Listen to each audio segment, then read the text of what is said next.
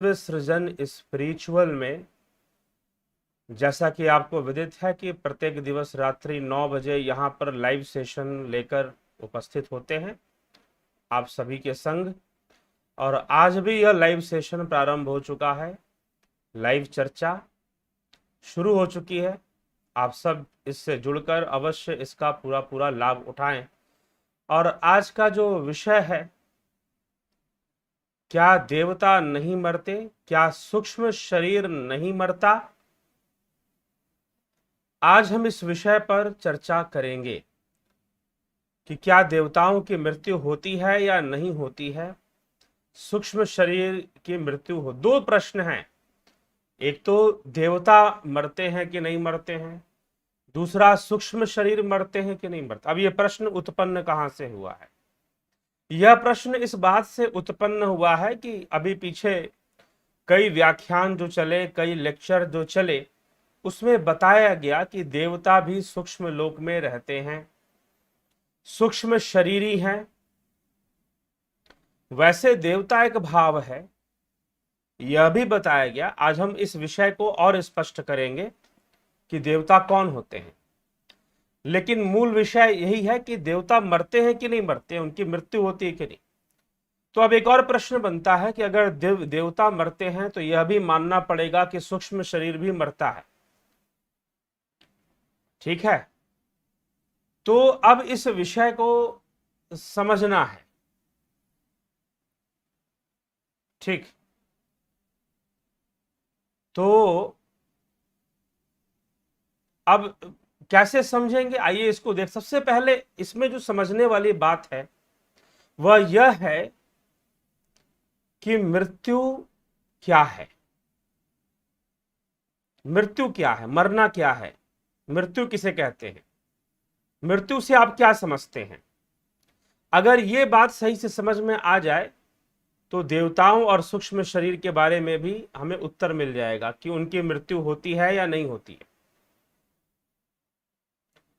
क्योंकि देवता कहना, देव कहना और सूक्ष्म शरीर कहना, इन दोनों में बहुत बड़ा फर्क है, बहुत बड़ा अंतर है। उस फर्क को समझने की जरूरत है, उस अंतर को समझने की आवश्यकता है। ठीक है, तो जाकर यह स्पष्ट हो पाएगा, यह विषय ज्यादा अच्छे तरीके से हम समझ पाएंगे।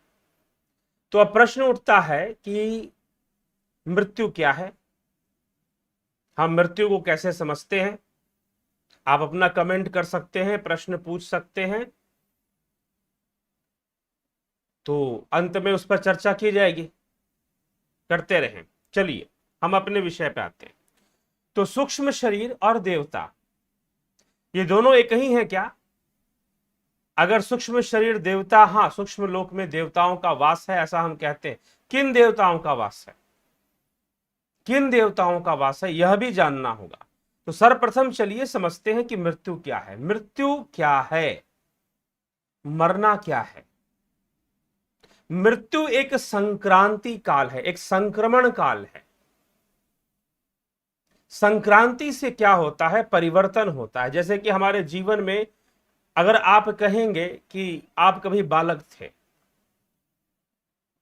आप कभी बच्चे थे, 5 साल के, 6 वर्ष के, खेलते थे, कूदते थे, कार्टून देखते थे, खिलौनों से खेलते थे। अब आप वो नहीं हैं। आप पहले बालक थे, खेलते थे, कूदते थे, खिलौनों से खेलते थे। अब आप वो नहीं हैं, आपका बचपन मर चुका है, अब आपकी उम्र बढ़ चुकी है। तो यह जो परिवर्तन आ गया, बस एक परिवर्तन है जिसे हम मृत्यु कहते हैं। सच्चाई यह है कि मृत्यु एक परिवर्तन है, मृत्यु कोई चिरस्थायी चीज नहीं है। मृत्यु तो एक परिवर्तन है। तो बचपन गया, जवानी गई, बुढ़ापा गई, हाँ, ना समझ था लड़कपन में, खेल में खोया रहा तू, तरुण होकर कामिनी की गोद में सोया रहा तू, वृद्धपन में मोह माया ने तुझे अब तक न छोड़ा, भूल जग को भला प्रभु से नेह नाता क्यों न जोड़ा। तो ना समझ था लड़कपन, बचपन है, तूने खेलते कूदते बिताया। जवान हो गया तो बचपन कहां गया भाई? फिर बूढ़ा हो गया तो जवानी कहां चली गई? फिर जवानी कहां चली गई? तो ये प्रश्न है। इसी प्रकार से जैसे बचपन से जवानी परिवर्तन होकर आ गई, जवानी से बुढ़ापा परिवर्तन होकर आ गया, वैसे ही एक बहुत बड़ा परिवर्तन होता है कि यह शरीर छूट जाता है, यह पंचीकृत देह छूट जाता है, यह शरीर छूट जाता है। और जब यह शरीर छूट जाता है, जब यह शरीर छूट जाता है तो स्थूल देह का नाश हो जाता है। यह एक क्या हुआ? यह एक परिवर्तन आया। लेकिन जो जीव है वह अपने आगे की यात्रा करता है। इस शरीर को छोड़ देने के बाद वह अपने आगे की यात्रा, एक यात्रा उसने की इस शरीर में। इस शरीर को उसने माता के गर्भ के माध्यम से धारण किया, जन्म हुआ उसका इस शरीर में, और फिर बाल्यावस्था, तरुणावस्था, युवावस्था, प्रौढ़ावस्था और वृद्धावस्था को प्राप्त हो गया और अंततः मृत्यु को प्राप्त हो गया। शरीर का त्याग कर दिया। अब क्या है? अब स्थूल देह मरेगा, जीव तो रहेगा, सूक्ष्म में रहेगा।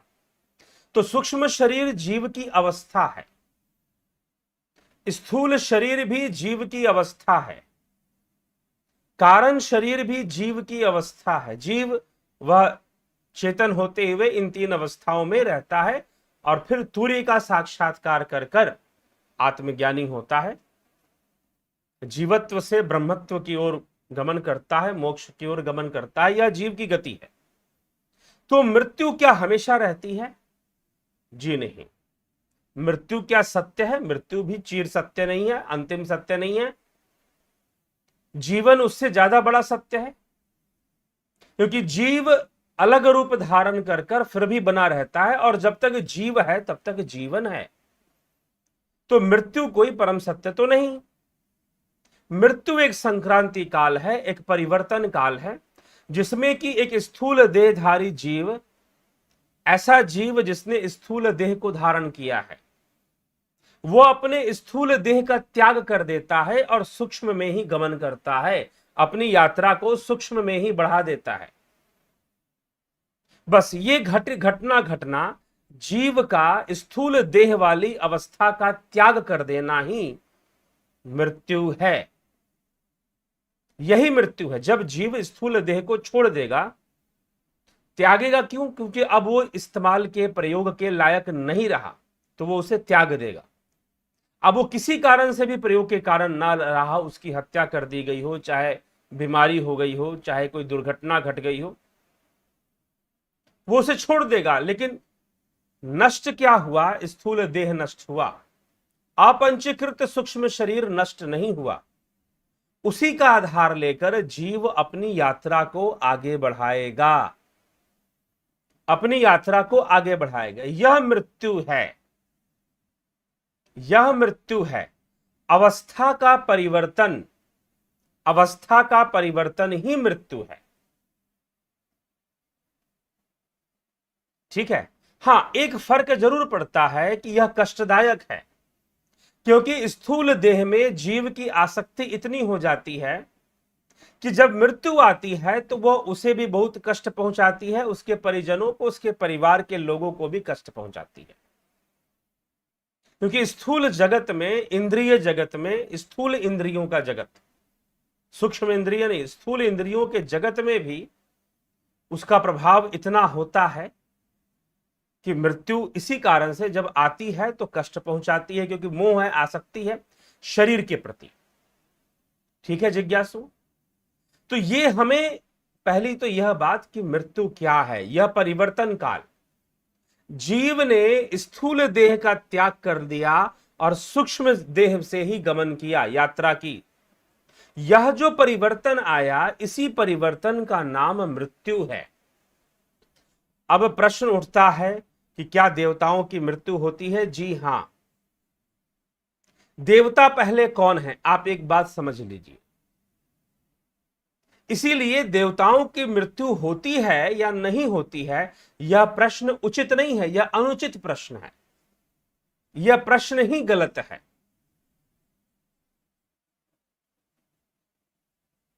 ठीक है, यह प्रश्न ऐसे है कि बर्फ पानी में तैरता है कि नहीं तैरता है। कितना भी भारी बर्फ ले आओ, पानी में तैरेगा ही। ठीक है, तो कई प्रश्न ऐसे होते हैं जो, लेकिन क्या होता है कि जब हमारे पास कॉन्सेप्ट नहीं है तो हमारे मन में प्रश्न पैदा हो सकता है। हमने नहीं समझा देवता कौन है। कई बार इस चैनल के माध्यम से मैंने देवताओं की चर्चा करते हुए ये बताया है, ये समझाया है कि देवता कौन है। तो देवता कौन है?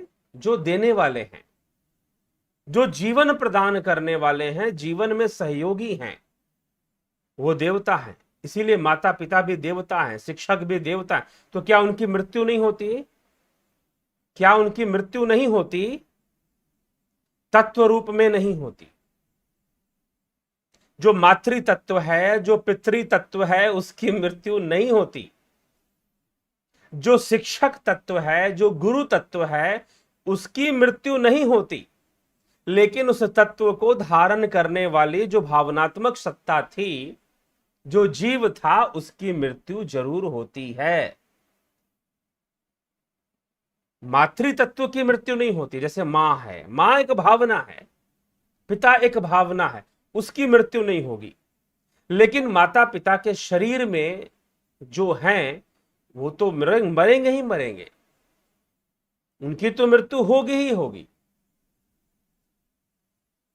तो जिन देवों ने शरीर धारण किया, स्थूल शरीर धारण किया, उनकी मृत्यु निश्चित है। हां, जैसे कि अगर मैं आपसे कहूं कि प्रधानमंत्री की मृत्यु नहीं होती, आप कहोगे भाई नेहरू जी तो उनकी तो मृत्यु हो गई, अटल बिहारी वाजपेयी जी वो भी प्रधानमंत्री थे, उनकी भी मृत्यु हो गई। अरे व्यक्ति की मृत्यु हो गई, लेकिन प्रधानमंत्री तो फिर भी कोई ना कोई रहा ना। प्रधानमंत्री की मृत्यु थोड़ी ना हो गई, प्रधानमंत्री तो देश का कोई ना कोई रहा है। हाँ, व्यक्ति जो प्रधानमंत्री के पद पर था उसने देह त्याग दिया, उसकी मृत्यु हो गई, आप ये कह सकते हैं। ठीक है, उस तत्व की मृत्यु नहीं हुई। तो चलिए, प्रधानमंत्री तो एक मैनमेड संविधान है, मैनमेड संविधान से बना हुआ है प्रधानमंत्री, प्राकृतिक नहीं है। लेकिन माता पिता की सत्ता तो प्राकृतिक है, माता पिता की सत्ता, गुरु की सत्ता तो प्राकृतिक है। इसीलिए वो वैदिक देवताओं में उनका नाम आता है, माता पिता का भी नाम आता है। यजुर्वेद के मंत्रों में माता पिता की स्तुति है। ठीक है, तो इसीलिए मातृदेव पितृदेव हम कहते हैं, कुल देव, कुल देवता की भी बात करते हैं, वो भी होते हैं। तो वह जो तत्व है उसकी मृत्यु नहीं होती, लेकिन जो उसमें जीव संलग्न है उसके अंदर तो परिवर्तन आएगा। इसीलिए अगर पुराणों की कथा पढ़ेंगे तो ब्रह्मा जी क्या करते हैं, देवताओं को बदल देते हैं। जैसे इंद्र की गद्दी पर जो बैठा है उसको हटाकर किसी दूसरे को बिठा देंगे। जो वायु देव की पदवी पर है वो कोई वायु तत्व नहीं बदलेगा, इंद्रिय तत्व नहीं बदलेगा, लेकिन उसका मुखिया बदलेगा, उसका मुखिया, उसका अधिकारी बदलेगा, उसका ऑफिसर बदलेगा। ठीक है, समझ में बात आ रही है अब? तो जब यह बदलाव आएगा तो वह बदलाव मृत्यु है। अगर ब्रह्मा ने इंद्र की गद्दी से इंद्र को हटाकर किसी और को इंद्र बना दिया, ऐसे ही नहीं बना दिया, चलो कथाएं पुराणों की कहते कि ब्रह्मा जी ऐसा करते हैं, परंतु ऐसे ही नहीं कर दिया ना उन्होंने। उसका आधार कर्म है। किसी के इतने पुण्य हो गए कि वो इंद्र की गद्दी पर बैठने का योग्य हो गया तो उसको वहां भेजा जाएगा। जैसे राजा नहुष को भेजा गया, राजा नहुष ने बहुत कठोर तपस्या की और उन्हें इंद्र की गद्दी प्राप्त हुई, लेकिन अहंकार में आकर उन्होंने सप्त ऋषियों का अपमान किया। सप्त ऋषि उसे कुछ नहीं बोलते थे क्योंकि उसके पुण्य बहुत थे, उसकी तपस्या बहुत थी। वह उसके द्वारा किए जा रहे अपमान और अत्याचार को सहते रहे सहते रहे सहते रहे, और राजा नहुस जो कि इंद्र की गद्दी पर बैठ चुका था, उसकी पालकी को खींचते रहे और उसका अपमान भी सहते रहे, उसका दुत्कार भी सहते रहे। और अंत में क्या हुआ कि उसने अपने सारे पुण्यों को क्षीण कर लिया, सारे पुण्य नष्ट कर लिए, और तब जाकर ऋषियों ने श्राप दिया कि जा, अब तुझे टेढ़ी योनि में जन्म लेना है, और अजगर की योनि में, सर्प की योनि में राजा नहुष को जन्म लेना पड़ता है। तो इंद्र की मृत्यु हो गई ना। एक और कथा आती है जहां पर कहा जाता है कि इंद्र को अपनी गद्दी छोड़कर सूकर की योनि में जाना पड़ता है। तो यह कर्म सिद्धांत है, जो जैसा करेगा वैसा भरेगा, जो जैसा करेगा वैसा भरेगा। ठीक, तो यह बात समझने वाली बात है। तो इंद्र का, तो देवताओं की मृत्यु निश्चित रूप से होती है, लेकिन देव तत्व की मृत्यु नहीं होती। वायुदेव की मृत्यु हो सकती है, लेकिन वायु की मृत्यु नहीं। अग्निदेव की हो सकती है, अग्नि की नहीं। इसलिए मां, किसी एक व्यक्ति की मां, माता पिता की मृत्यु हो सकती है, लेकिन मातृभाव या पितृभाव की मृत्यु नहीं हो सकती। ठीक है, यह समझना है। तो अब प्रश्न उठता है, पहले तो मृत्यु हमने समझा कि मृत्यु क्या है, एक change, a transition. A transition is death. एक ट्रांजिशन पीरियड से आदमी गुजरता है जिसमें वो अपने स्थूल देह को छोड़ देता है और सूक्ष्म शरीर में ही आगे की यात्रा करता है। हां, इस प्रक्रिया में उसे बहुत कष्ट पहुंचता है, क्योंकि उसे बहुत आसक्ति है अपने देह से। तो इसीलिए मृत्यु तो देवताओं की भी होती है, निश्चित रूप से होती है, सबकी होती है, चाहे वो देवता ग्रह रूप में हो, सूर्य हो, पृथ्वी हो। हां, ये अलग बात है कि वो दीर्घायु हैं, वह दीर्घायु हैं। हम मनुष्यों की तुलना में, इस शरीर में रहने वालों की तुलना में वह अत्यंत दीर्घायु हैं। उनके एक जीवन में ना जाने एक मनुष्य का कितना बार जन्म हो जाएगा, कितनी बार मृत्यु हो जाएगी। तो ये डिफरेंस आ जाता है। ठीक है, तो देवताओं के पद पर जाने वालों की भी मृत्यु होती है। कोई अपने पुण्य कर्म से अग्निदेव बन जाए, इंद्रदेव की पदवी प्राप्त कर ले, फिर भी उसको मरना तो है ही। इसीलिए देवता अमर नहीं होते, किसी भी कीमत पर अमर नहीं। एक बार उन्हें समुद्र मंथन के द्वारा अमृत प्राप्त हुआ,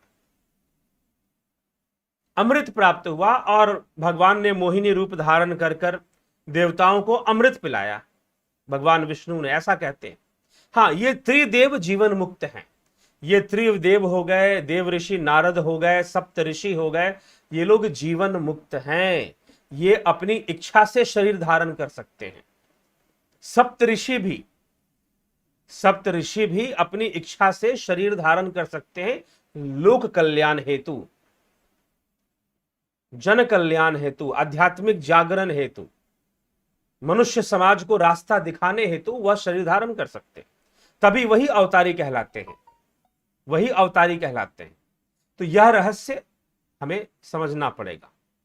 लेकिन ये उनकी मृत्यु या उनका परिवर्तन उनकी इच्छा पर निर्भर करता है। परंतु दूसरे इंद्र आदि जितने भी देवता हैं, वो सब के सब कर्म बंधन में हैं। इसलिए आदि गुरु शंकराचार्य कहते हैं कि दुर्लभम त्रयमे वेद देवानुग्रह हेतुकम, कि देवता भी आग्रह करते हैं, याचना करते हैं कि उन्हें मनुष्य जीवन प्राप्त हो। तीन चीजें देवताओं को भी दुर्लभ है, मनुष्यत्वम, मुमुक्षुत्वम, महापुरुष संश्रय। यह तीन चीजें देवताओं को भी अत्यंत दुर्लभ है। ठीक है, तो देवानुग्रह हेतुकम, देवताओं को भी अत्यंत दुर्लभ हुआ करता है ये तीन अवस्थाएं। इसीलिए मनुष्य जीवन बड़े भाग मानुष तन पावा, सुर दुर्लभ सद ग्रंथि गावा, साधन धाम मोक्ष करी द्वारा। सुर दुर्लभ, देवताओं को भी दुर्लभ है मनुष्य जीवन, क्योंकि इससे मोक्ष होता है। उसके पहले अवस्थाओं को धारण करना, अलग अलग अवस्थाओं में जाना, धारण करना, उनका त्याग करना, कर्म फल भोगना, यह जीव इसमें लगा रहता है। कभी स्थूल देह में है, कभी सूक्ष्म शरीर में है, कर्मों का फल वहां भी भोगेगा। अगर पुण्य आत्मा है तो देवताओं की पदवी प्राप्त कर लेगा, अगर पाप आत्मा है तो प्रेत योनि, नरक योनि का भोग करेगा। प्रेत योनि ही नरक योनि है, तो प्रेत बनकर भटकेगा इधर उधर, अगर पाप आत्मा है तो, पाप कमाए है तो। जैसे उसके कर्म होंगे वैसे फल का वो भोग करता ही जाएगा, उसी फल में वो रहेगा। तो अलग अलग अवस्थाओं को जब वो प्राप्त करेगा तो एक अवस्था से दूसरी अवस्था में जाएगा, तो पहली अवस्था की मृत्यु हो गई, पहली अवस्था खत्म, दूसरी अवस्था आ गई। तो जब देवता अपनी अवस्था बदलेंगे तो उनकी मृत्यु मानी जाएगी। देवता अपनी अवस्था बदलेंगे तो उनकी मृत्यु मानी जाएगी। अब एक प्रश्न हो गया कि देवताओं की मृत्यु होती है कि नहीं है।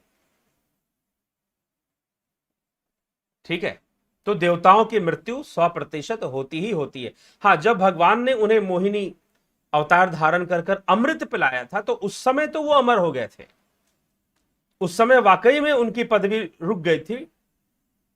लेकिन वह भी वामन अवतार लेने के बाद और फिर राजा बलि का ये सब जो घटनाएं आती हैं उसके बाद जो है, क्योंकि उस अमरता का लाभ देवताओं को प्राप्त नहीं हुआ। अमर तो हो गए लेकिन लाभ प्राप्त नहीं हुआ। क्यों नहीं प्राप्त हुआ?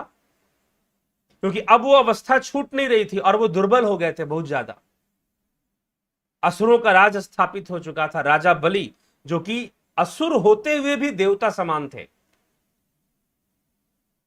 असुर होते, उनका जन्म असुर कुल में हुआ, प्रहलाद के कुल में, भक्त प्रहलाद के कुल में राजा बलि का जन्म हुआ। राजा बलि असुर कुल में जन्म लेकर भी देव समान थे, वह देवता के समान थे। इसीलिए किसका जन्म कहां पर होता है यह महत्वपूर्ण नहीं है। एक बात ध्यान रखिएगा, आपका जन्म किस कुल में हुआ है यह महत्वपूर्ण नहीं है। महत्वपूर्ण है आपका कर्म कैसा रहा है, और आपका कर्म कैसा है। राजा बलि अपने कर्मों से, अपनी तपस्या से वह देवता के समान हो जाते हैं, वह देवतुल्य हो जाते हैं, देवताओं के बराबर हो जाते हैं और संपूर्ण स्वर्ग का शासन चलाते हैं। तीनों लोकों पर राजा बलि का शासन चलता है और उनका शासन देवताओं से भी बढ़िया होता है, अन्यायपूर्ण नहीं होता, असुरों के समान नहीं होता। असुर कुल में जन्म, इसलिए किस कुल में जन्म हुआ है यह महत्वपूर्ण नहीं है। तुम्हारे द्वारा कर्म कैसा हुआ है, योग कैसा हुआ है, भक्ति कैसे हुई है, उसी का महत्वपूर्ण है। तो राजा बलि को बहुत श्रेष्ठ स्थान इसीलिए प्राप्त है। ठीक है, राजा जनक को क्षत्रिय कुल में जन्म लेते हुए भी ऋषि मुनियों जैसा स्थान प्राप्त है, सम्मान प्राप्त है।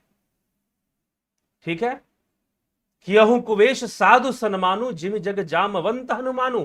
हनुमान जी और जामवंत जी वनवासियों के कुल में जन्म लेकर भी उनको ऋषि मुनियों जैसा, देवों जैसा सम्मान प्राप्त है। इसलिए गोस्वामी जी लिखते हैं कियहु कुवेश साधु सन्मानु। अगर कुवेश भी धारण करे तो साधु का सम्मान होता है, साधु साधु ही होता है। कोई बहुत अच्छा वेश धारण कर लेने मात्र से कोई साधु नहीं होता। तो वो कह रहे कि यहु कुवेश साधु सन्मानु, जिम जग जामवंत हनुमानु।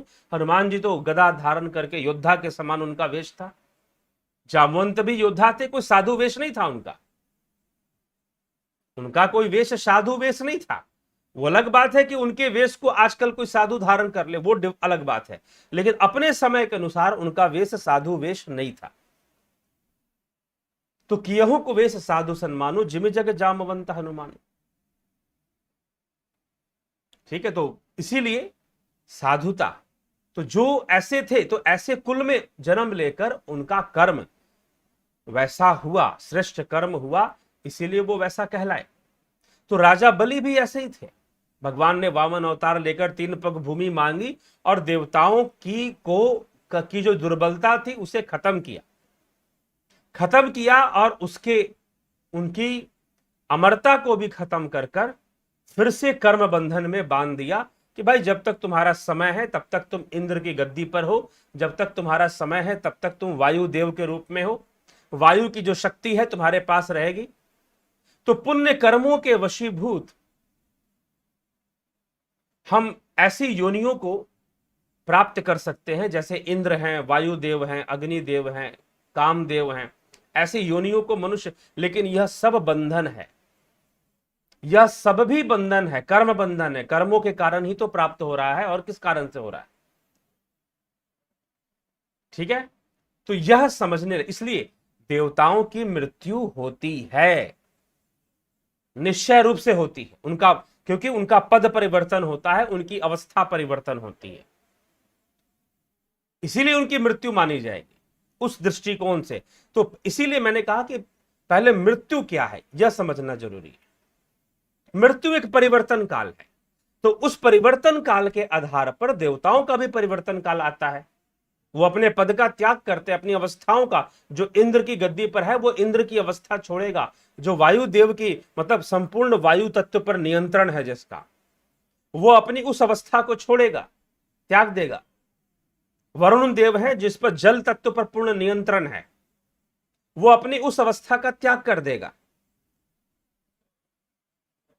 ठीक है, तो ये चीज आ जाएगी। इसीलिए अवस्था त्यागेंगे अपने कर्म के आधार पर, उनको अपनी अवस्था छोड़नी ही पड़ेगी, तो उनकी मृत्यु हो गई, मानना पड़ेगा। तो देवताओं की मृत्यु होती है। और जो देवता शरीर में आ गए, जो शरीर देवी, ऐसे तो देवता एक कॉन्सेप्ट है, मैंने पहले ही कई बार कहा कि जो देने वाला, इसलिए माता पिता भी देते हैं, तो शरीरधारी होने के कारण वो भी मृत्यु को प्राप्त होते हैं। लेकिन वो तत्व नहीं मरता ना मातृ तत्व मरेगा, ना पितृ तत्व, ना इंद्र तत्व, ना वायु तत्व, ना अग्नि तत्व। उसका अधिकारी अपना अधिकारी बदल जाएगा, बस हमेशा कोई ना कोई अधिकारी रहेगा, बिना अधिकारी के तो अवस्था नहीं रहेगी, वो बदल गया। तो देवताओं की मृत्यु हो गई। अब प्रश्न है, सूक्ष्म शरीर मरता है कि नहीं मरता है? भाई सूक्ष्म शरीर की मृत्यु होती है या नहीं होती है? जब जीव सूक्ष्म से स्थूल हो जाता है, सूक्ष्म शरीर की अवस्था खत्म हो जाती है। हाँ, यह अलग बात है कि योग साधना कर ध्यान योग से आप अपने सूक्ष्म को जागृत कर सकते हो। वह सूक्ष्म जो स्थूल में बंध चुका है, अपनी पहचान को खो चुका है, वो स्थूल देह में, हाड़ मांस के देह में इतना बंधा हुआ है कि उसका अपना अनुभव ना के बराबर है, खत्म हो चुका है। तो योग साधना के द्वारा, ध्यान योग के द्वारा तुम अपने सूक्ष्म को जागृत कर सकते हो, और मृत्यु के उपरांत अपने सूक्ष्म पर नियंत्रण रख सकते हो। योगियों का सूक्ष्म अपने नियंत्रण में आ जाता है। ठीक है, तो जिस समय सूक्ष्म शरीर ने स्थूल देह धारण कर लिया, अपनी सूक्ष्म अवस्था का त्याग कर दिया, मान लीजिए कि आप शरीर में आ गए, तो क्या आप सूक्ष्म लोक में गमन कर सकते हैं सूक्ष्म शरीर के माध्यम से? नहीं कर सकते, और ना आप करते। हां, अगर आप योगी बन गए, योग की सूक्ष्मता को प्राप्त हो गए, ध्यान योग में चले गए आप, तो आप ऐसी क्षमता अपने अंदर ला सकते हैं कि आप सूक्ष्म लोक में गमन करें, जिसमें कि सूक्ष्म शरीर का गमन होता है। जैसे कि योगियों की, एक सिद्ध योगियों का एक स्थान बताया जाता है, ज्ञानगंज, जहां पर वास्तव में कोई सूक्ष्म शरीर से ही जा सकता है, सूक्ष्म शरीर से ही कोई वहां पर वास्तव में पहुंच सकता है। तो इसलिए सूक्ष्म शरीर में यात्रा करने की क्षमता योगियों के अंदर विकसित हो जाती है। तो यह जो क्षमता है सूक्ष्म शरीर को अलग करता है। लेकिन उससे पूर्व क्या है, साधारण स्तर पे क्या है? क्या सूक्ष्म शरीर से आप कुछ कर पाएंगे? नहीं कर पाएंगे। आपको जो करना है आप अपने स्थूल देह से करेंगे, सूक्ष्म देह से आप कुछ भी नहीं कर पाएंगे। तो यह एक बंधन हुआ ना, फिर यह एक बंधन हुआ। तो वहां पर जहां पर सूक्ष्म शरीर ने स्थूल देह में जाकर चिपक गया, उसने अपनी सूक्ष्म अवस्था का त्याग ही कर दिया है, तो वह भी एक मृत्यु है। और दूसरी तरफ जब सूक्ष्म कारण में परिवर्तित हो जाता है, सूक्ष्म जो है कारण में परिवर्तित होकर सुषुप्ति अवस्था में चला जाता है, और फिर वहां से जागृत होते हुए सूक्ष्म में आएगा, फिर स्थूल में आएगा, तो वह भी एक प्रकार की मृत्यु हो रही है कि सूक्ष्म कारण में चला जा रहा है। लेकिन जीव है, जीव की मृत्यु नहीं हो रही है, इसीलिए ईश्वर अंश जीव अविनाशी। जीव तो अविनाशी ही है, लेकिन जीव भी नहीं है, ब्रह्म है वास्तव में, तो जीव भी मिथ्या है, इसलिए जन्म मृत्यु भी मिथ्या है। अद्वैत तो यही मानेगा कि जन्म मृत्यु भी मिथ्या है। लेकिन यह सारी बातें पारमार्थिक अवस्था की बातें हैं, व्यवहारिक अवस्था की नहीं है। व्यवहारिक अवस्था तो माइक अवस्था है, वह तो माया के अंदर है। तो जीवत्व क्या है? इन अवस्थाओं में बने रहना ही तो जीवत्व है।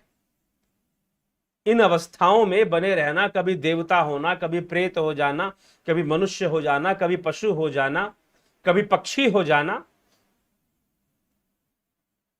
इन अवस्थाओं में जीव अपने कर्मों के अनुसार गमन करता रहता है, प्रवाहित होता रहता है, गमन करता रहता है। और जीव का यह अवस्था परिवर्तन ही मृत्यु है। जीव का अवस्था परिवर्तन, स्थूल से, जीव का स्थूल अवस्था से सूक्ष्म अवस्था में परिवर्तन करना क्या है? मृत्यु है। सूक्ष्म अवस्था से कारण अवस्था में परिवर्तित होना भी मृत्यु है, और सूक्ष्म से दोबारा स्थूल में आना वो भी एक प्रकार की मृत्यु है। तो इसीलिए श्री कृष्ण भगवान क्या कहते हैं कि जिसका जन्म होता है उसकी मृत्यु भी होती है। ठीक ना? उसकी मृत्यु निश्चित है, जिसका जन्म होगा उसकी मृत्यु निश्चित है, और जिसकी मृत्यु निश्चित है उसका तो जन्म भी निश्चित ही है।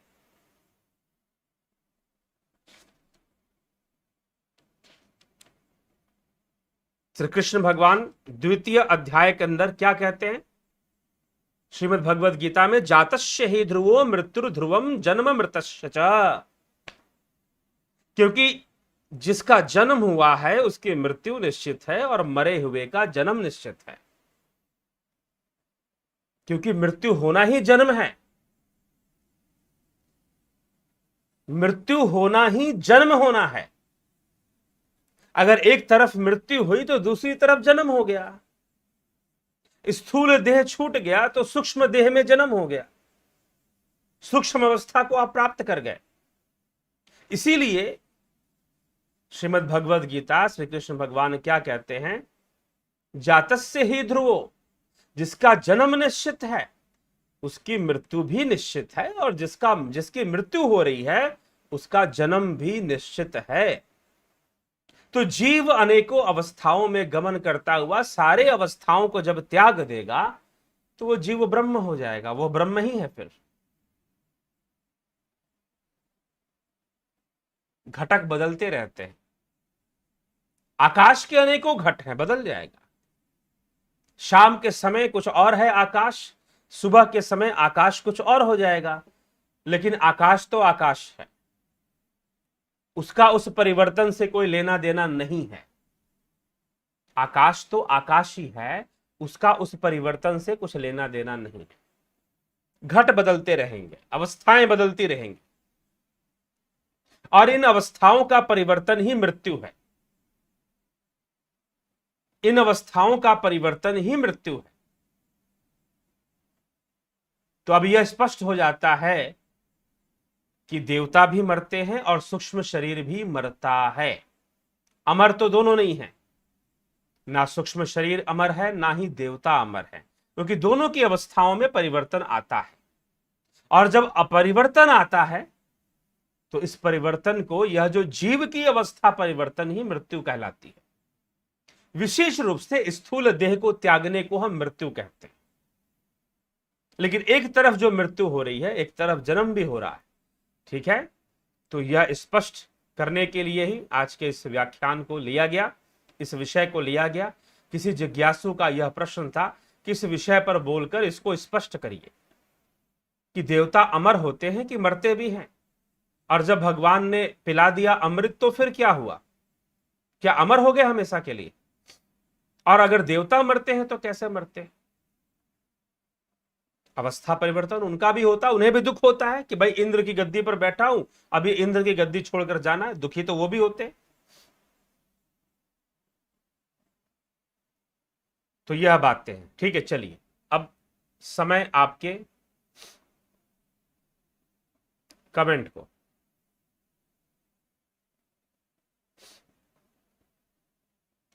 Vaijnath Kushwaha ji, Jagat Narayan ji, Vikram Singh ji, Shankar Dev ji, Guru ji don't mind, I am asking one thing only for quest, suppose a defenseless came in front of fiercest tiger, then what should he do? Think himself as a Brahm or pray to any almighty? When a defenseless come to the tiger, what you should do to save your body, human body? You should take the step to save your human body. Or you can manipulate tiger psychologically. If you have a psychological powers, then you can manipulate tiger psychologically. You are defenseless in how are you defenseless? You have no weapons, you have no muscular power to fight the tigers. But you can use your psychological power to control the tiger. You can do that.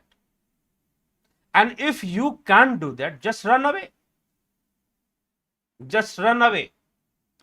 भाई जब बाघ आपके सामने आ गया, आपके पास कोई हथियार नहीं है, लड़ने की क्षमता नहीं है, आपके पास इतना मनोबल भी नहीं है कि उसको कंफ्यूज कर दें, टाइगर को कंफ्यूज कर कर हम भाग लें, बच लें, आप वह भी नहीं कर सकते। तो आप जो बचने के लिए कर सकते हैं, भाग सकते हो तो भाग लो। अब तो जो करना है वह टाइगर ही करेगा, वह टाइगर ही करेगा। और क्या करेगा? आप क्या कर लो?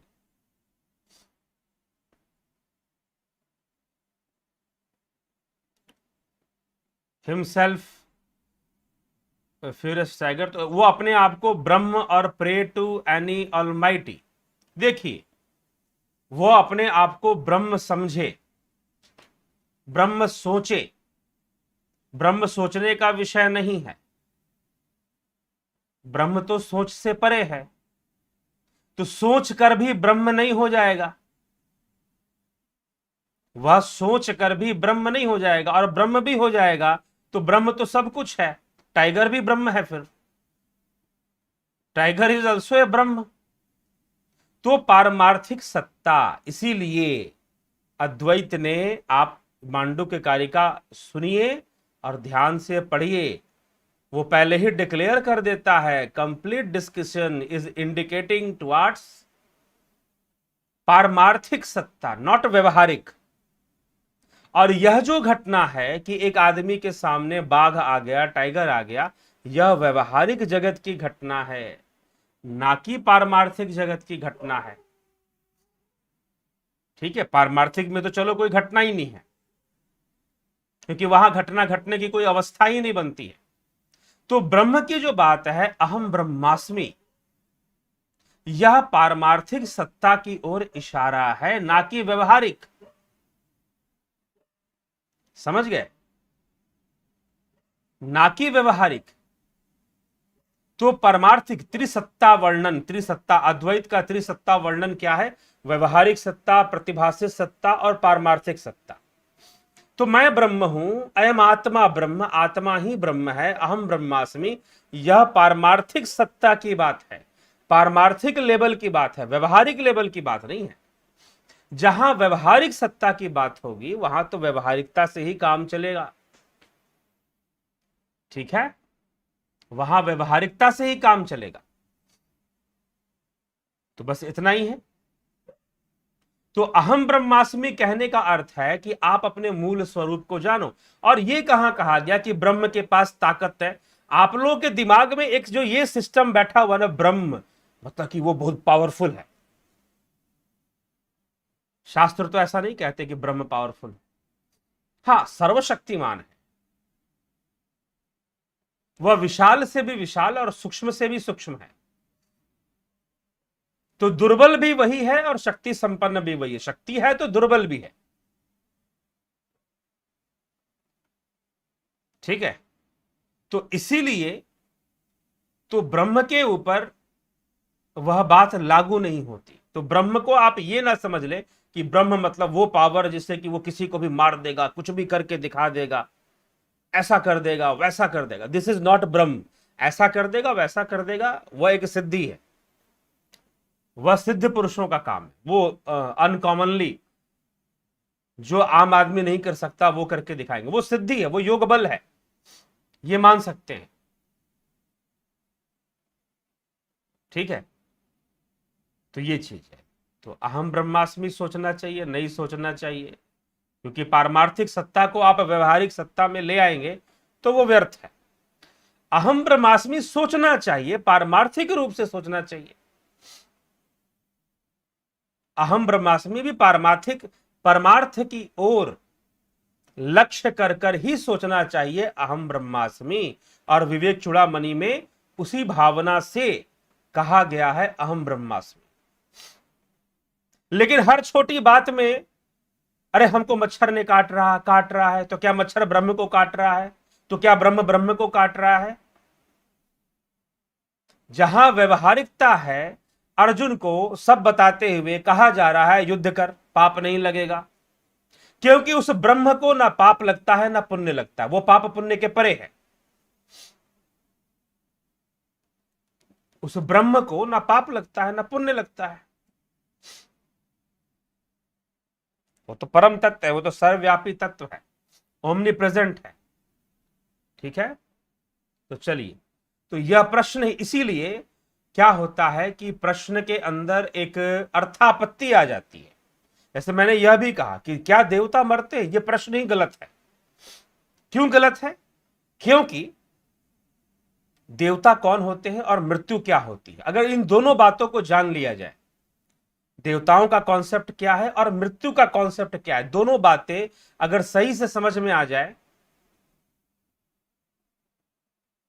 तो फिर नया उत्तर की आवश्यकता नहीं पड़ेगी कि देवता मरते हैं ना मरते हैं, इसको समझने की आवश्यकता नहीं पड़ेगी। आपको अपने आप उत्तर मिल जाएगा कि हाँ, मृत्यु, व्हाट इज मृत्यु एंड व्हाट इज देवता। ये दो बातें अच्छे से क्लियर हो जाए तो ब्रह्म क्या है और भाव क्या है, जीवन क्या है, जीव क्या है, जब इसके कॉन्सेप्ट्स क्लियर होंगे तो प्रश्न ही नहीं बनता कि सामने टाइगर है तो क्या करना चाहिए। क्या यह सोचना चाहिए कि वो ब्रह्म है? मतलब ही नहीं है, क्योंकि आपके लिए ब्रह्म का कॉन्सेप्ट ही बिगड़ा हुआ है। और जब कॉन्सेप्ट बिगड़ा हुआ है तो बात ही खत्म। क्योंकि आप ये सोच रहे हो कि ब्रह्म मतलब फुली पावरफुल है, वो जो कर देगा वो हो जाएगा।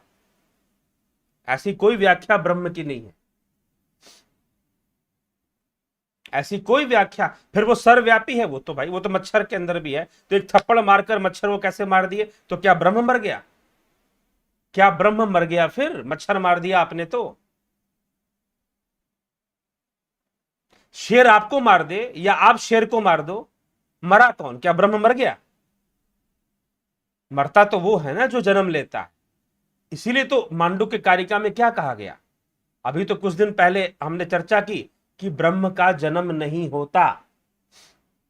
क्योंकि अगर उसका जन्म मानोगे तो मृत्यु भी माननी पड़ेगी, और जब मृत्यु मानोगे तो ब्रह्मत्व खत्म हो गया, ब्रह्म रह ही नहीं गया फिर तो। इसीलिए मांडुक्य कारिका कहती है कि ब्रह्म का जन्म नहीं होता। चलिए आगे चलिए।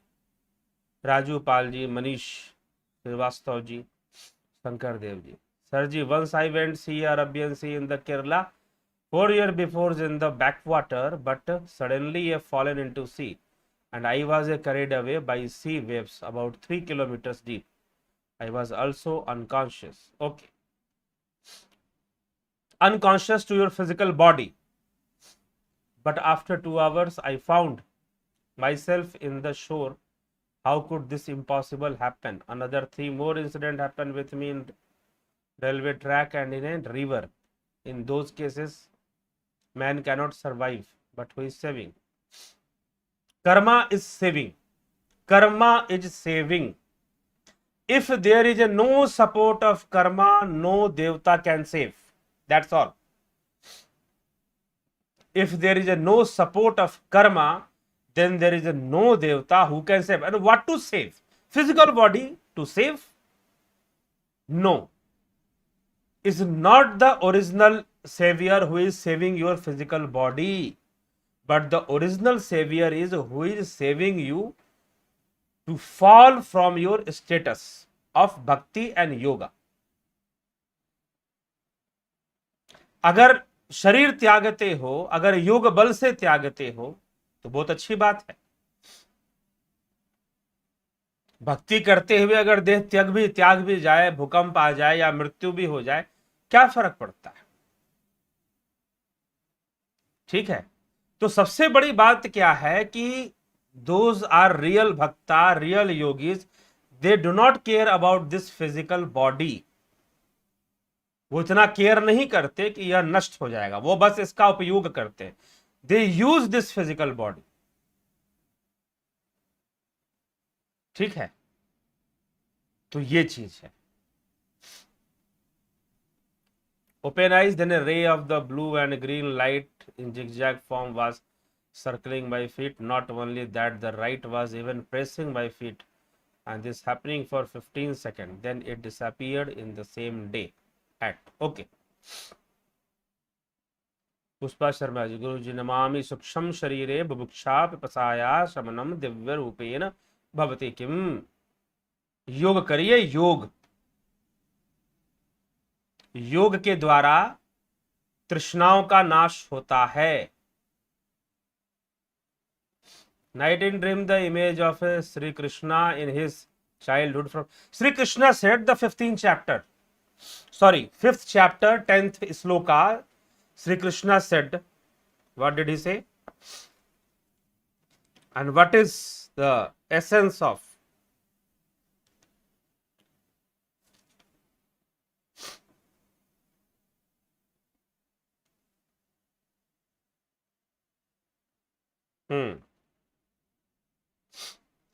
न कर्तृत्वम in the 14th श्लोक, 5th chapter 14th श्लोक, न कर्तृत्वम न कर्माणि लोकस्य सृजति प्रभु न कर्मफल संयोगम स्वभावस्तु प्रवर्तते। परमेश्वर मनुष्य के ना तो कर्तापन की, ना कर्मों की, ना कर्मफल के संयोग की रचना करता है, किंतु स्वभाव ही बरत रहा है। परमेश्वर ना तो कर्मों की, ना कर्मफल की, और ना ही कर्ता की वो रचना करता है। वह तो स्वभाव ही बरत रहा है और स्वयं ही कर्म फल को भोग रहा है। सर्वव्यापी परमेश्वर ना किसी के पाप कर्म को और ना ही किसी के शुभ कर्म को ग्रहण करता है। नादते कस्यचित् पापम न चैव सुकृतम विभु। वो इन सब चीजों से अलग रखता है स्वयं को, और मनुष्य के जीवन में आने वाला हर घटना उसका कर्म फल है। अब वो चाहे देव योग से आ जाए, बात अलग, बात अलग है। तो क्या कर्म फल में परिवर्तन लाया जा सकता है? जी, लाया जा सकता है। कर्म के द्वारा ही लाया जा सकता है। जैसे आदि गुरु शंकराचार्य के जीवन में आता है कि भाई उनका जब संन्यास योग हुआ तो उनका जीवन बच गया। उनकी मृत्यु होने वाली थी 8 वर्ष की उम्र में, संन्यास योग से बच गया। फिर 16 वर्ष की उम्र में उनकी मृत्यु थी, देव योग से बच गया, देह बच गया। फिर 32 साल में उन्होंने अपना समाधि योग से अपने देह का त्याग किया। ठीक है, तो कर्म कुछ बदल जाए तो फल में परिवर्तन आएगा, फल में परिवर्तन आ जाएगा। तो अगर राम शबरी के पास गए तो शबरी के कर्मों का फल देने गए। एक बात ध्यान रखिएगा कि प्रकृति को बाध छोड़कर कोई भी सिद्धांत कार्य नहीं करता है। कोई देवता या कोई अवतार अगर आपके ऊपर कृपा करेंगे तो आपके कर्म फल के अंतर्गत ही करेंगे, कर्म फल के अंतर्गत ही करेंगे। ठीक है, तो इसीलिए यह बात अच्छे से समझे। और ये जो परिस्थितियां हैं, not only to you, there are many peoples, there are many people who survived in tsunami, there are many people who survived in earthquakes where all the family member died but that particular person didn't die. Who saved him? And whoever saved him, why didn't save the others? He is very injusticeful. He is very injusticeful. In an earthquake, one member of the family didn't die and all the members died. Now you can say the God saved him. Why God didn't save his family members? He said, if God saved me, then why not my family members? Because my life is just like a hell without my family members.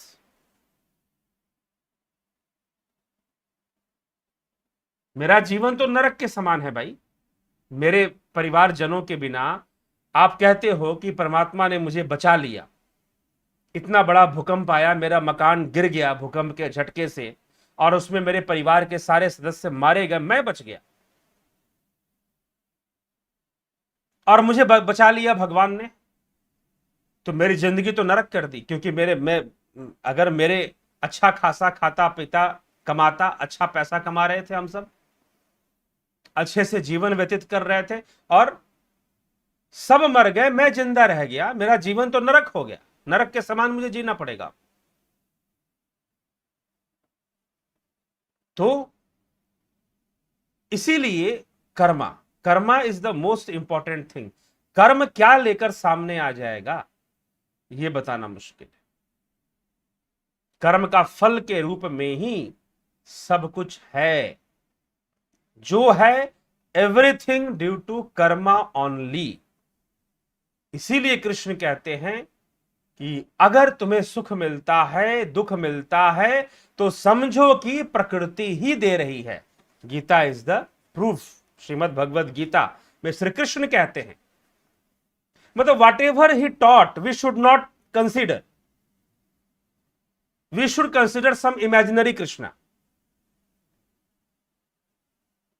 I didn't understand this concept. तो कृष्ण कहते हैं कि अगर तुम्हें दुख मिला तो समझो कि प्रकृति ने दिया, अगर तुम्हें सुख मिला तो समझो कि प्रकृति ने दिया। इसमें मेरा हस्तक्षेप नहीं है, इसमें मेरा हस्तक्षेप नहीं है।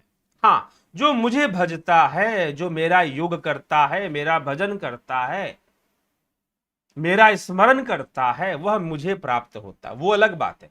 वो माया को पार उतरकर, माया को तरकर वो प्राप्त होता है। ठीक है, तो वो एक अलग स्थिति है। तो इसलिए कौन किस बंधन में है, मनुष्य शरीर में है, योगी है, योगी का कर्म करना और एक बंधन में रहने वाले मनुष्य का कर्म करना, दोनों में बहुत बड़ा अंतर आ जाता है, दोनों में बहुत बड़ा फर्क आ जाता है।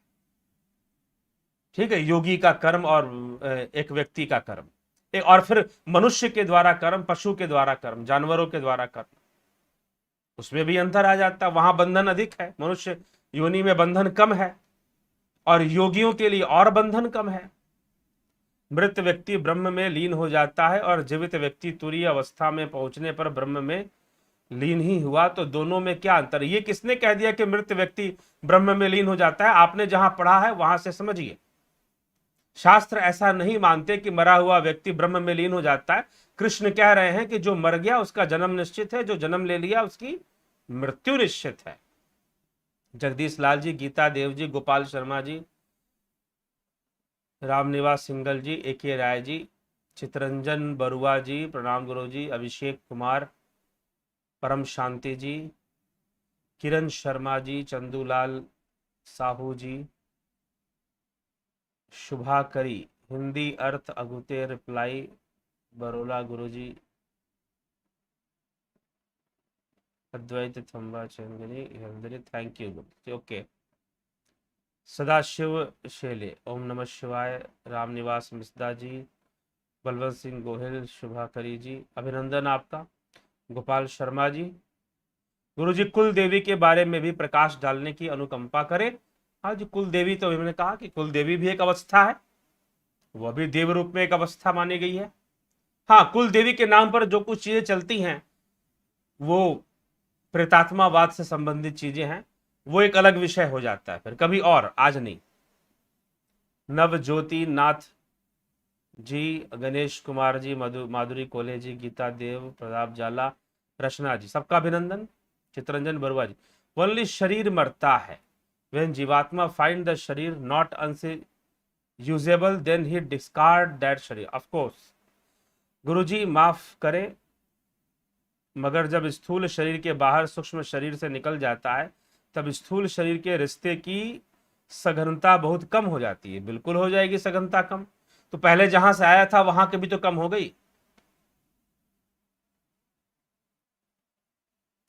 देवता नहीं मरते क्योंकि उन्होंने अमृत पान किया है, अवस्थाएं बदलेंगी तो मृत्यु तो मानी जाएगी। ठीक है गुरुजी युधिष्ठिर क्यों सशरीर स्वर्ग गए थे, कृपया बताएं। गुरुजी युधिष्ठिर क्यों सशरीर, अपने कर्मों से गए थे। ठीक है जी, अपने कर्मों से ही।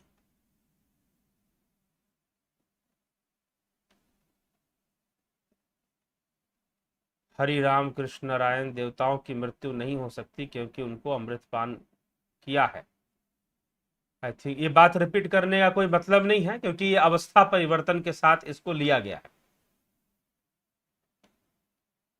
ठीक, क्या विष्णु और शिव भी मरता है, पहले ही बता चुका हूं जीवन मुक्त है, अपनी इच्छा है उनकी कि उन्हें अवतार लेना है नहीं लेना है, अपनी इच्छा है, लेकिन है वो देव ही। तो अवस्था परिवर्तन होगा तो अवस्था परिवर्तन पर उनकी भी मृत्यु मानी जाएगी, ब्रह्मा की भी मृत्यु मानी जाएगी। हाँ ये अलग बात है कि उनकी उम्र सूर्य से भी ज्यादा हो, पृथ्वी से भी ज्यादा हो। ये अलग बात है कि उनकी उम्र जो है वो सूर्य और पृथ्वी से भी अधिक हो, ब्रह्मा की उम्र विष्णु की उम्र जो आप कह रहे हैं। ठीक है, और सबसे बड़ी बात कि मनुष्य जीवन सबसे श्रेष्ठ है क्योंकि मोक्ष का साधन तो यही है। जड़ भरत की कथा भी वही है, आसक्ति हो गई इसीलिए हिरण की योनि में चले गए, फिर दोबारा मनुष्य योनि में जन्म मिला, फिर से योग किया, साधना की, अपने आप को विकसित किया, कैवल्य की प्राप्ति की। जड़ भरत की कथा यही है। मृत्यु है ट्रांसफॉर्मेशन, बिल्कुल। Good morning Akshay CA Ashok Anand Thakur Suman Chandra Saini Varsha Sachdev ji Rachna ji Guruji हमारा सत्य स्वरूप आत्मा है तो हमारी जीव से मुक्ति होती है या जीव की मुक्ति होती है, जीव की मुक्ति होती है। ठीक ना, जीव की ही मुक्ति होती है, मतलब जीवत्व नहीं रहेगा। जीव से मुक्ति होना ऐसा कहने में कि भाई जीव छूट गया, जी नहीं, जीवत्व नष्ट हो जाएगा। जब कैवल्य होगा, जब निर्बीज समाधि होगी तो जीवत्व ही नहीं रहेगा। तो जीव की ही तो मुक्ति हुई ना, जीव है इसीलिए तो हम हैं, हमारा जीव होने के कारण ही हम मुक्त नहीं हैं। जब हम जीव नहीं रहेंगे तो हम मुक्त होंगे, फिर हम भी नहीं रहेंगे। ये जो हम बोल रहे हैं कि हम मुक्त होंगे, हम मुक्त होंगे, ये कहने वाला कोई नहीं रहेगा कि हम मुक्त होंगे। यह तो जीवत्व बोध के कारण हम ऐसा कहते हैं कि हम मुक्त हो जाएंगे, हमें मोक्ष मिल जाएगा, ये हम वाली बात खत्म हो जाएगी, तो जीवत्व नष्ट हो जाएगा। जब तक जीवत्व है तब तक मैं है, तब तक हम वाली बात है, मैं वाली बात है। ठीक है, ये चीज है, तो जीव की मुक्ति होती है।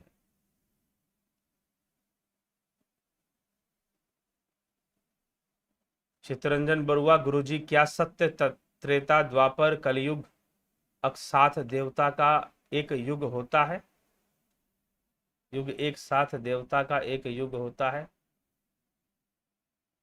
कह सकते हैं। स्पष्ट नहीं है आपका प्रश्न थोड़ा सा। हाँ, एक युग तक उनका जीवन काल चलता हो, ये कह सकते हैं। गुरुजी प्रणाम। देवता कहाँ रहते हैं? सूक्ष्म लोक, भाव रूप। माता पिता भी एक भाव है, इसलिए माता पिता भी देवता कहे गए हैं, जो जीवनदायी हैं।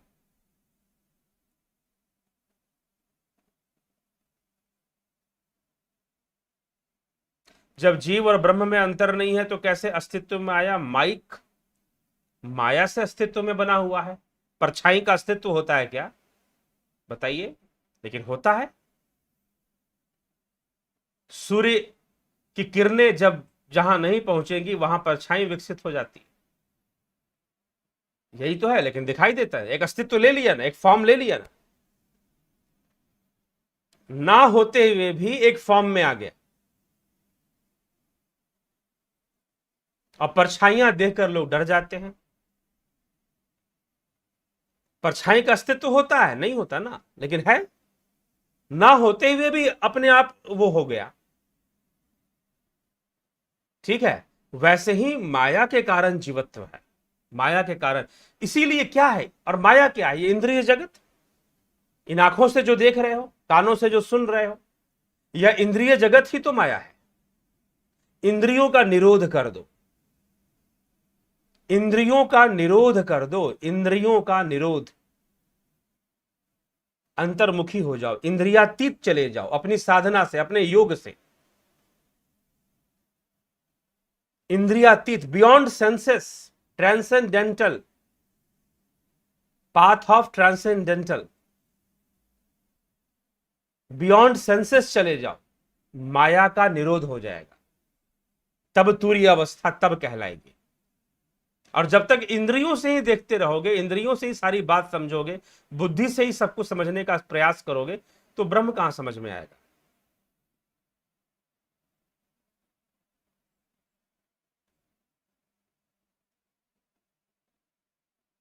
बुरे कर्म वाले लोग चाहे जीवित हों चाहे प्रेत लोक में हो, वो भोले भाले लोगों को क्यों तकलीफ देते? नहीं, कर्म के अनुसार सबको तकलीफ और सुख और आनंद अपने अपने कर्मों से ही मिल रहा है। ठीक है जी। तो उपाय करना चाहिए जिससे कि वो तकलीफ ना दे।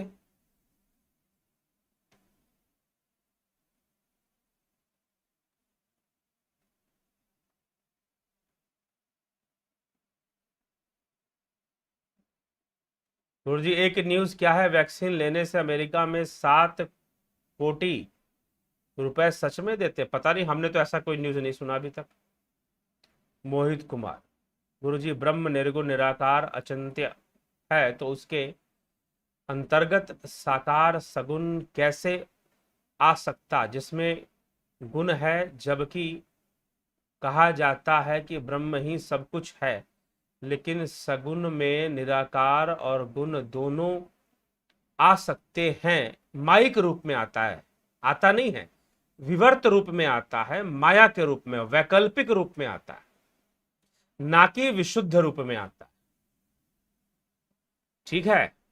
तो इसीलिए समस्या यहां पर यह है कि आप परछाई को सब कुछ मान लेते हैं। तो यहां समस्या आ जाएगी, अपने आप समस्या आ जाएगी कि भाई जो नहीं है, अब इस स्थूल से परछाई कैसे आ सकती है, ये बताइए। यह स्थूल देह ही तो है ना। स्थूल देह से परछाई कैसे आ गई? परछाई कैसे बन जाती है आपकी? क्या बन सकती है परछाई? अरे भाई, आप तो स्थूल हो, हाड़ मांस के हो, आपको छू सकते हैं, क्या परछाई छू सकते हो? लेकिन आपका शैडो बन गया, आपकी परछाई बन गई। जो भी समीकरण बना, सूर्य और आप सामने सामने खड़े हो गए, सूर्य की रोशनी बढ़ी, आपकी आकृति लेते आपकी पीछे एक परछाई बन गई। सूर्य के विपरीत दिशा में खड़े हो जाओ तो परछाई सामने दिखाई देगी।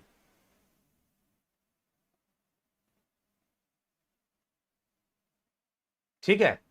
तो परछाई कैसे अस्तित्व में आ गई? अब यह शरीर तो हाड़ मांस का शरीर, परछाई तो हाड़ मांस नहीं है, लेकिन देखने में वो बिल्कुल मनुष्य जैसा है, आकृति उसकी बिल्कुल वैसे ही है। कैसे अस्तित्व में परछाई आ गई? वैसे ही यह माइक जगत है, यह इंद्रिय जगत है, और इंद्रिय जगत अधूरा देखता है। जितनी इंद्रियों की क्षमता है उतना ही देखता है, इसलिए जो भी देखता है वो भ्रमयुक्त है। इसके ऊपर अभी पीछे का वीडियो सुन लीजिए कि क्या है। अभी कुछ दिनों पहले, शायद परसों, हम चर्चा करते आ रहे हैं कि प्रकृति सम से विषम कैसे हो गई। तो कभी विषम हुई ही नहीं, सत्य तो यह है। सत्य यह है कि वो हमेशा ही सम अवस्था में है।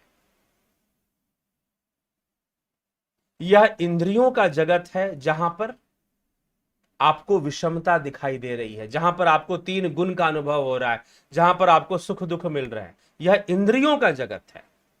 चश्मा पहन लोगे तो सब लाल दिखाई देगा, अगर चश्मा लाल है। चश्मा नीला है तो सब नीला ही दिखाई देगा। तो ये इंद्रियों की सीमा है। जैसे चश्मे की सीमा है कि भाई अगर वो नीले रंग का है तो सब कुछ नीला नीला करके दिखा देगा, वैसे ही ये इंद्रियों की क्षमता है और इंद्रियों की सीमा है, लिमिटेड पावर्स है। वो वही देख सकती हैं, उतना ही देख सकती है। ठीक, तो यह है। तो इंद्रियों से ब्रह्म नहीं जान पाओगे, और जब वास्तव में ब्रह्म जान पाओगे तो पता चलेगा कि यह जो अवस्था है यह परावस्था, मतलब पराई अवस्था है, परवश है। इंद्रिय वश होकर जीवन जीना परवश जीवन है।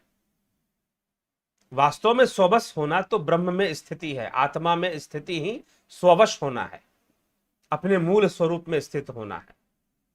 इसलिए ईश्वर को स्वयं से अलग कर कर देखना ही गलत है। स्वयं से जो हम ईश्वर को अलग कर कर एक बहुत बड़ी सत्ता, बहुत बड़ी शक्ति, उसे प्रार्थना करेंगे, वो आएगा, कृपा कर देगा। सनातन धर्म की विचारधारा में मैं तो इसको स्वीकार ही नहीं करता हूं। हां, ईसाई मत में इसकी बहुत पुरजोर मानना है, और इसी विचारधारा ने पूरे यूरोप को अंधकार युग में भेजा कि ईश्वर आएगा, हमारी रक्षा करेगा। इस विचारधारा ने पूरे यूरोप को अंधकार युग में डुबो दिया, डार्क एज ऑफ यूरोप। इसलिए नव जागरण में जितने दार्शनिक हुए, सबने ईसाइयत का विरोध किया। ठीक है, लेकिन हमारे शास्त्रों में सांख्य दर्शन हो गया, योग हो गया, सबने पहले से कर्म की प्रधानता मानी है। सुख दुख, जन्म मृत्यु, जाति, आयु और भोग। पतंजलि योग सूत्र, पतंजलि योग सूत्र कहता है कि जाति, आयु, भोग ये तीनों कर्म पे निर्भर है। जाति मतलब किस योनि में जन्म होगा,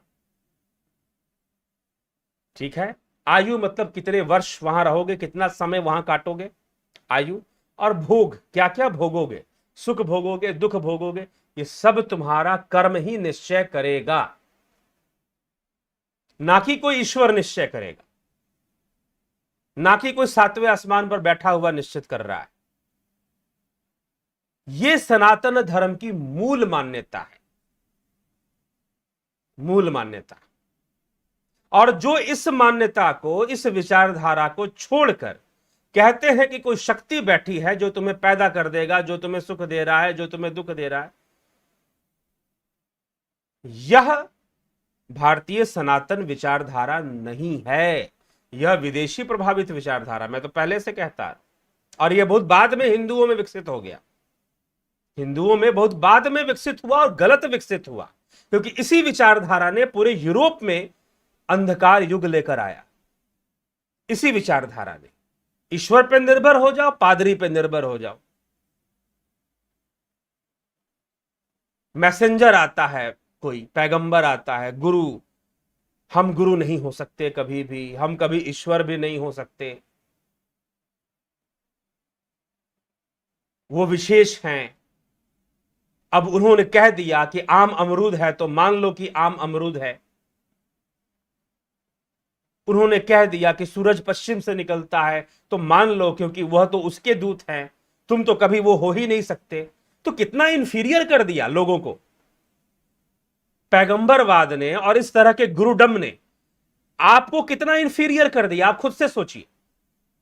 ये नीच और घटिया विचारधारा है, जहां पर आप भिखमंगे के सामने खड़े रहते हो भिखारी बनकर हमेशा। योग की विचारधारा क्या कहती है? आपका कर्म निश्चय करता है आपकी जाति, आपकी आयु और आपका भोग, और योग वो माध्यम है जिससे कर्मों का बंधन तोड़कर आप सिद्ध होते हैं।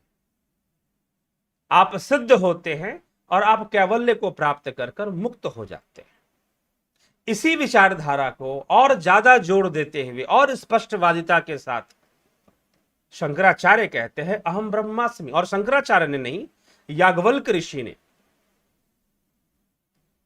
बृहद आरण्यक उपनिषद में लिखा है अहम ब्रह्मास्मि। तो वास्तव में मैं ही तो ब्रह्म हूं। अब तुमने ब्रह्म की विचारधारा कैसी बना रखी है? अरे वो वहां पर बैठा हुआ है और ऊपर से बैठकर कृपा कर देगा किसी के ऊपर, चमत्कार कर देगा, अंधों को आंख दे देगा, बहरों को कान दे देगा। जो उसकी बातें मानेगा उसकी शरण में जाएगा, और जो उसकी शरण में नहीं जाएगा वो ना उसे कान देगा, ना उसे आंख देगा, उसे अंधा कर देगा, उसे बहरा कर देगा। इतना अन्यायी है क्या वो? इतना अन्यायपूर्ण है वो? शास्त्र बढ़िया से पढ़ लीजिए, सनातन धर्म ऐसी विचारधारा नहीं रखता है। ऐसी विचारधारा विदेशी धर्मों के इन्फेक्शन से पैदा हुआ हिंदू समाज में। विदेशी धर्मों के इन्फेक्शन से पैदा हो गया हिंदू समाज में इस तरह की सोच। ठीक है, तो अंधकार युग मत ले आइए। ईश्वर निर्भरता को मूर्खता के रूप में बढ़ाकर अंधकार युग का पदार्पण भारत में मत करवाइए। डार्क एज को यहां लेकर मत आइए। ठीक है, कभी पतंजलि का योग दर्शन शास्त्र, योग शास्त्र अध्ययन कर लीजिए, मीमांसा कर लीजिए। मीमांसा तो कर्म कांड को बढ़ावा देने वाली शास्त्र है। कर्म के अलावा कोई सबसे बड़ी सत्ता कर्मों की सत्ता, अगर मीमांसा की मानी जाए तो। हाँ, वेदांत के अंदर, अद्वैत के अंदर ब्रह्म की सत्ता ही सर्वश्रेष्ठ है, सर्वव्यापी है। अलग विवेचना है, पारमार्थिक विवेचना है, व्यवहारिक नहीं। अद्वैत में अद्वैत की चर्चा पारमार्थिक है, व्यवहारिक नहीं है। ये स्वयं मांडुक्य कारिका में योगी गौड़पाद पहले ही इसका चर्चा कर देते, डिक्लेयर किया हुआ है कि ये पारमार्थिक है। तो व्यवहारिकता के अनुसार ही रहना पड़ेगा, उसकी चिंता क्यों करते हैं? ठीक, चलिए।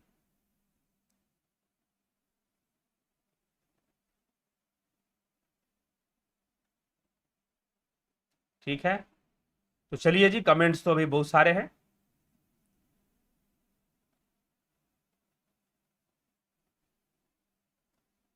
तो अभी जो है विराम देते हैं इसको, क्योंकि समय काफी हो गया, सारे कमेंट्स आपके नहीं पढ़ पाए। ठीक है, तो जो शुरुआत में आ गए उनके कमेंट्स पढ़ दिए।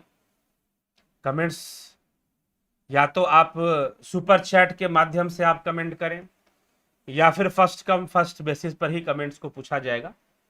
और यही हो सकता है, क्योंकि आपने कितना महत्वपूर्ण कमेंट किया है वो कैसे पता चलेगा?